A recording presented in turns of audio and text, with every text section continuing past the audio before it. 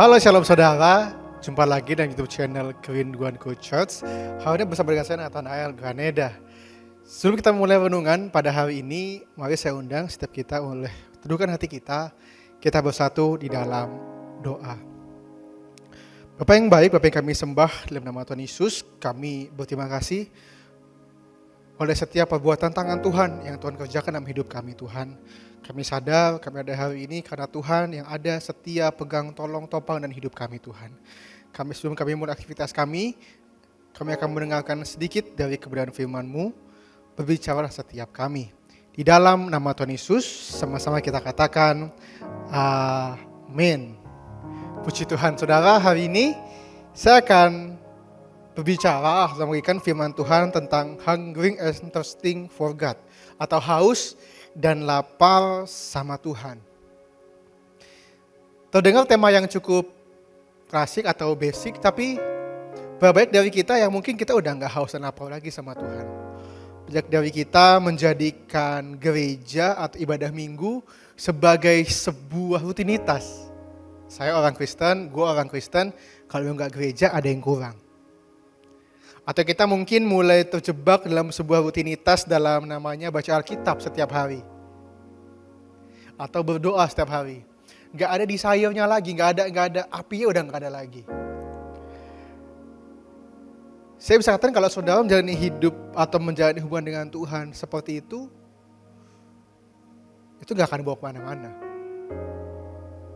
Hubungan sama Tuhan yang begitu tuh saudara gak dapat apa-apa. Kenapa? Karena hati udah gak terbakar lagi, udah gak haus lagi sama Tuhan.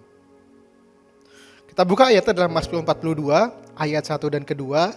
Untuk pembiduan nyanyian pengajaran Bani Korah, seperti rusa yang merindukan sungai yang berair. Demikianlah jiwaku merindukan Engkau, ya Allah. Jiwaku haus kepada Allah yang hidup. Bilakah aku boleh datang melihat Allah? Raja Daud menulis tentang Mazmur ini tentang bagaimana dia sangat haus dan rindu sama Tuhan. Saya pernah dapat suatu kesempatan pergi ke sebuah negara dan di sana benar-benar banyak rusa, saudara. Dan satu momen saya lagi duduk sama istri saya di sebuah taman dan depannya sungai. Dan tiba-tiba saya ada rusa yang benar-benar lagi minum dari sungai. Dia minum dengan fokus, minum dengan, kalau makan tuh lahap ya, kalau minum tuh kayak bener-bener tuh haus banget kayaknya. Dia gak ada kanan kiri, dia hanya fokus matanya ke bawah dan minum airnya. Saya gak bohong, saat saya bengong lihat dia, Tuhan ngomong sama saya, Tuhan bilang, kamu sama aku kayak begitu gak sih? Kamu tuh sama aku sefokus itu gak sih? Sepengen itu gak sih? Itu saya langsung kaget, langsung menung karena kadang kesibukan, kadang capek, kadang aktivitas membuat saya terkadang doa aja. Doa kok doa, nyembah tuh nyembah.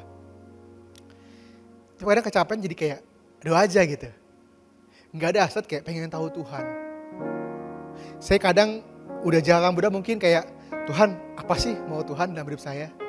Atau Tuhan saya mesti apa sih? Tuhan, bakal saya biar saya kangen sama Tuhan terus.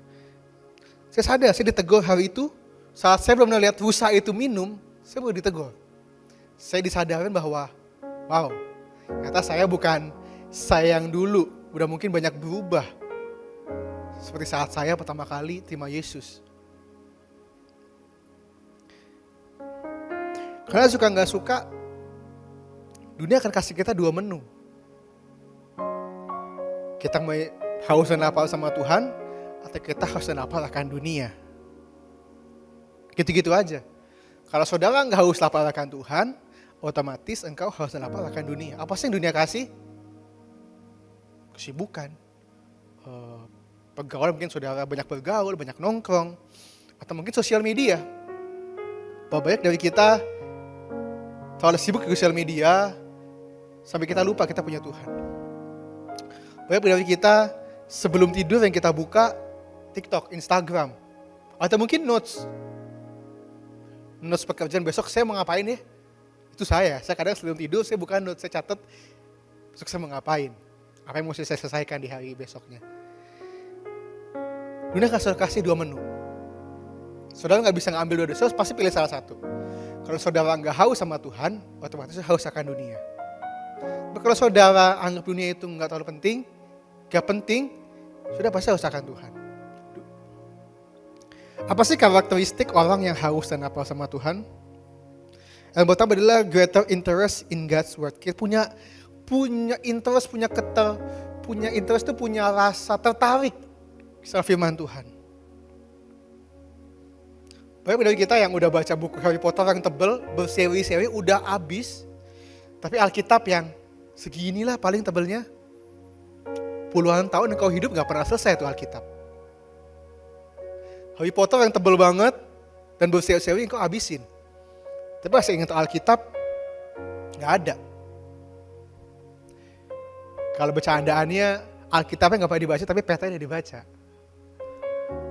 Banyak dari kita selalu sibuk sama dunia, sampai Alkitab tuh lupa. Padahal firman Tuhan bilang, firman-Mu itu pelita bagi kakiku, terang bagi jalanku.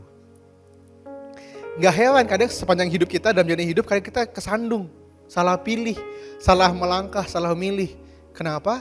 Gak punya pelita, gak punya terang, penerangan dalam hidup kita. Karena gak punya firman. Saya undang setiap kita, engkau mungkin udah dewasa, bapak, ibu, atau setiap kita anak muda, yang sama saya, yuk, Jutaan Baru ini mumpung masih Februari, kita sama-sama baca kitab kita yuk. Biar tahun ini kita selesaikan Alkitab kita. Kalau sudah baca 1 hari 3 pasal, paling 8 bulan, 9 bulan.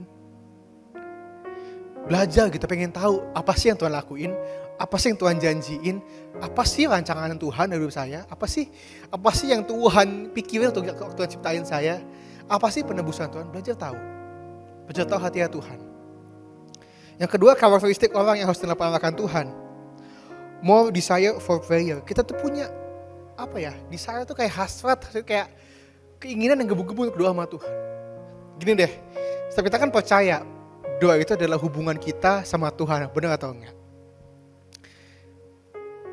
Pak, Bu, dalam hubungan berkeluarga, bersuami istri, pasti engkau sama suamimu, sama istrimu kan ada namanya, kalau ngobrol kan gak mungkin cuma udah makan belum? Udah.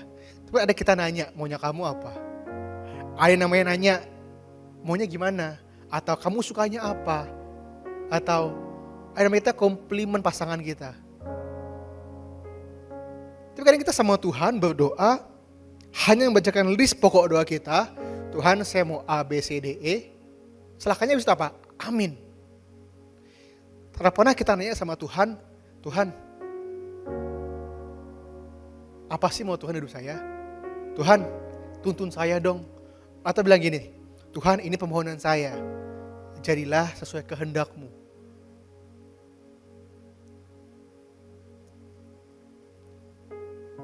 Jangan terjebak dalam doa yang hanya membacakan pokok doa kita. Sampai malaikat aja kadang kalau kita doa, udah ngintet lagi bahasanya.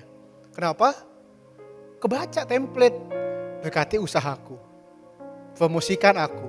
Berikan aku kesehatan. Hutang-hutangmu terbayar lunas. Amin. Gak pernah kita doa soal Tuhan pakai aku dong. Atau Tuhan selidikin aku dong. Kalau kita bilangnya. Atau Tuhan pakai saja jadi berkat dong. Tapi kita udah gak pernah lagi doa buat gereja. Kita gak pernah lagi doa buat orang lain. Semua tentang me, myself, and I. Aku. Kasih aku, berkati aku, tolong aku, beri aku. Kayak anak muda yang pacaran mungkin relate ya. Pacaran cuman kamu yang supply terus, kamu yang tanya kabarnya, tapi dia gak pernah tanya kabar kamu. Kamu yang kasih yang pacar kamu seneng terus. Tapi pacar kamu gak pernah kasih yang kamu seneng. Nyebelin. Mungkin orang kalau bilang namanya toxic relationship. Ya kadang kita begitu. Kita toxic sama Tuhan. Cuman minta, cuma nuntut, saat adik kita gak suka kita marah. Tapi enggak, sekalipun kita nanya apa yang Tuhan mau. Poin ketiga berkaitan dengan poin yang kedua. A longing to understand the way of God. Pengen tahu Tuhan tuh mau apa sih? Pak, Bu, anak muda, mumpung masih bulan awal, masih kurang lebih 2 bulan tahun ini berjalan, belum terlambat kok untuk tanya Tuhan. Untuk para suami, Tuhan, keluarga aku mau Tuhan bawa kemana? Tuhan, istriku, anakku, apa yang mau Tuhan mau dari keluargaku? Atau anak-anak muda kayak belum terlambat untuk tanya Tuhan, Tuhan, tahun ini saya mau masuk kuliah contohnya. Tuhan mau saya kuliah di mana sih? Tuhan mau saya jadi apa sih? Apa sih rancangan Tuhan? Apa sih purpose saya di dunia ini? Tuhan mau saya ngapain sih? Karena Tuhan, engkau diciptakan di dunia, engkau ditaruh di dunia, apapun keadaanmu hari ini, dimanapun kau berada, keluarga baik atau enggak, keluarga yang ada atau enggak, your strong, your weakness, semua Tuhan udah atur. Jalanan Tuhan dia udah siapin. Tapi kan yang mesti cari tahu kita. Kita yang mesti dengan rendah hati untuk tanya sama Tuhan. Kita yang mesti rendah hati untuk tanya Tuhan. Tanya. Jangan hanya sibuk minta. Atau jangan hanya cuman Tuhan saya udah di sini ya, amin. Itu namanya bukan nanya, namanya lapor. Udah buat baru ngomong, namanya lapor bukan tanya. Coba di tahun ini mulai deh biasain tanya Tuhan. Mau buka usaha kah? Mau buat program kah? Mau liburan kah? Mau nyusun masuk sekolah kuliah di mana kah? Interview kerja di mana kah? Pilih pasti udah pakai apa kah? Tanya Tuhan. Yang keempat adalah apakah karakter orang yang harus dilaporkan Tuhan? Yang pertama punya rasa ketertarikan, greater interest in God's word. Yang kedua more desire to prayer. Yang ketiga longing to understand the way of God. Yang keempat adalah increasing faith in the Lord. Ciri-cirinya adalah orang yang haus dan lapar sama Tuhan, imannya pasti kuat, imannya pasti percaya penuh sama Tuhan. Kenapa? Karena dia tahu siapa Tuhannya. Semakin saudara pengen tahu Tuhan, Tuhan pasti akan menunjukkan siapa dirinya. Semakin saudara cari tahu tentang Tuhan lewat firman-Nya, lewat perbuatan tangan dari saudara pasti akan percaya. Oh iya Tuhan hidup ya. Gini deh, kenapa kadang dalam suatu ibadah gereja, ibadah hari Minggu itu sebuah ibadah, kenapa banyak orang yang lebih senior atau orang tua, lebih sungguh-sungguh menyembah angkat tangan, lebih nangis menyembah. Pasti salah satunya adalah karena mereka udah ngecap Tuhan. Mereka udah ngerasain, mata itu udah melihat gimana Tuhan berbuat dalam hidup mereka. Mereka udah nyicipin kebaikan, nyicipin pertolongan, nyicipin namanya hal yang mustahil jadi mungkin sama Tuhan. Dan saya rindu rasa yang sama, ketahuan yang sama tentang Tuhan. Saudara dan saya mungkin yang masih muda, atau masih teenagers, atau masih usia 20-30 tahun, kita juga ngerasain hal yang sama. Bagaimana kita kenal sama Tuhan. Jadi saat masalah hidup datang, saat tantangannya datang, saudara akan, mungkin ada khawatir ya, mungkin kita manusia pasti ada khawatir ya. Mungkin ada cemas ya mungkin. Tapi itu kita bisa tahu, oh Tuhan saya hidup, kemarin Tuhan tolong saya, besok pasti tolong saya. Di masalah yang kemarin Tuhan bela saya kok, di depan dia pasti akan bela saya. Mari miliki rasa haus dan lapar akan Tuhan. Mari bangun hubunganmu sama Tuhan. Dalam penyembahan yang sungguh-sungguh, dalam baca firman yang sungguh-sungguh, bergereja, beribadah yang sungguh-sungguh. Kalau saya yang muda ini boleh kasih masukan ya Pak, Bu, anak muda. Kalau ke ibadah yang sungguh-sungguh. Ibadah jam 10 contohnya. 9:30 di gereja. Tulis pokok doa, airplane mode handphone, ibadah. Buka handphonenya kapan? Setelah ibadah. Sungguh-sungguh gitu, siapin hati buat Tuhan. Jangan datang udah ngepas, udah telat, tulis pokok doa pas firman. Apa yang mau kau harapkan dari ibadah kayak begitu? Berkat Tuhan gak maksimal di hidup saudara.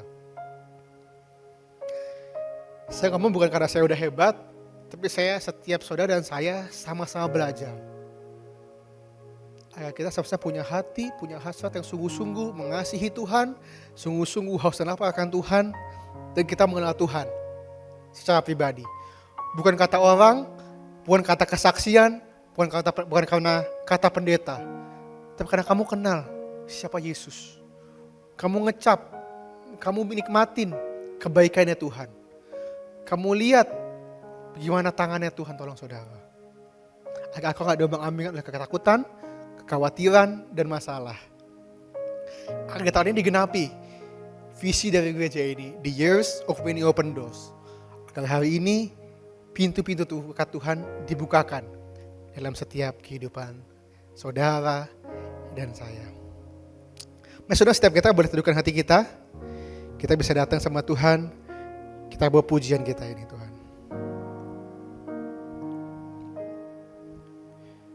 Jiwaku merindukanmu, ya Allah yang hidup. Jiwaku haus kepadamu, ya Allah yang hidup. Yang dari awal katakan, jiwaku merindukanmu. Jiwaku merindukanmu, ya Allah yang hidup. Jiwaku haus kepadamu, ya Allah yang hidup. Ku bersyukur kepadamu, sumber pengharapanku, penolongku, ya Allahku, tiada yang sepertimu. Katakan, ku bersyukur kepadamu Tuhan. Ku bersyukur kepadamu, sumber pengharapanku, penolongku, ya Allahku, tiada yang sepertimu. Tiada yang sepertimu Tuhan. Tiada yang sepertimu.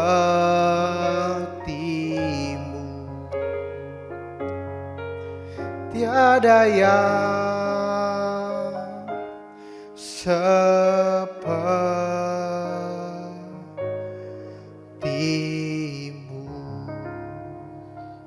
Tuhan Yesus, kami berterima kasih kami telah dengar firman-Mu pada hari ini. Kiranya boleh menjadi kekuatan dalam hidup kami. Ampuni kami Tuhan dalam hidup kami. Kalau kami lebih rindu akan dunia, kami bergeser dari kerinduan kami akan Tuhan. Ajar kami Tuhan untuk selalu haus dan lapar akan firman-Mu. Haus dan lapar akan hadirat-Mu. Karena kami tahu firman-Mu kita bagi hidup kami. Dan pertolongan dari Engkau hanya Tuhan yang menuntun setiap langkah hidup kami. Kami serahkan sepanjang hidup kami. Kiranya mata kami boleh melihat banyak kebaikan dan pertolongan Tuhan. Di dalam nama Tuhan Yesus, haleluya, amin. Semangat saudara dalam menjadi hari saudara, jangan lupa punya surga, crazy in love with you. Bye-bye.